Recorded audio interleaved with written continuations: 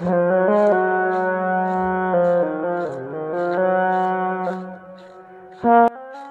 আব্দুল্লাহ, তুই তো একবার হুজুর হয়েছিস গা। হ্যাঁ ভাইয়া, আব্বু আমারে মাদ্রাসায় ভর্তি করছে।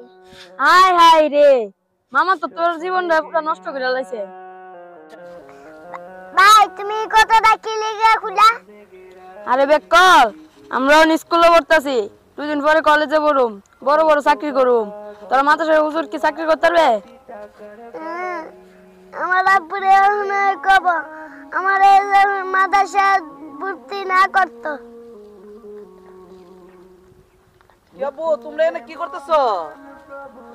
আব্বু আমরা আমাদের মাদ্রাসায় ভর্তি করাইছেন কে? আচ্ছা ভাই আমারে আছে না। কি কইতাছে? কি রে কাউসার, তুই কি কইছস আব্দুল্লাহ রে? মামা এটাই আমি কইছি, আমরা স্কুল কলেজে পড়তাছি, আমরা বড় বড় চাকরি করতে পারুম। এরা তো হুজুর, এরা হুজুর কি চাকরি করতে পারবো বড় বড়?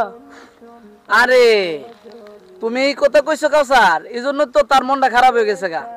কাউসার শোনো বাবা, আমি একটা কথা কই, স্কুল কলেজও পড়া দরকার আছে, মাদ্রাসাতেও পড়া দরকার আছে। তোমরা কইতেছো স্কুল কলেজে পড়লে বড় বড় চাকরি পাইবা, আর তারা যদি মাদ্রাসায় পড়ে আল্লাহ তাআলা তার মৃত্যুর পরে বড় জান্নাতও দিতে পারে, দামি জান্নাতও দিতে পারে। তাইলে মাদ্রাসা তো পড়া দরকার আছে, স্কুল কলেজও পড়া দরকার আছে। তুমি তার মনটা খারাপ করার দরকার নাই। যদি কারো পরিবারে 2 জন ছেলে থাকে বা 3 জন ছেলে থাকে, একজন হইলে মাদ্রাসা দিতে হবে, না হলে দেশ গুমরা হয়ে যাবে।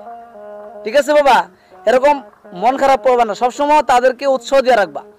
হ মামা, আমি এই কথাটা বুঝতে পারছি না।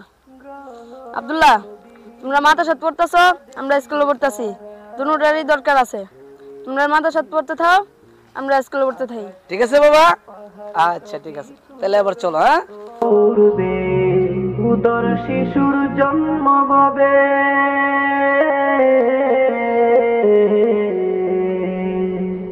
উদর শিশুর জন্ম হবে, কবর জননী।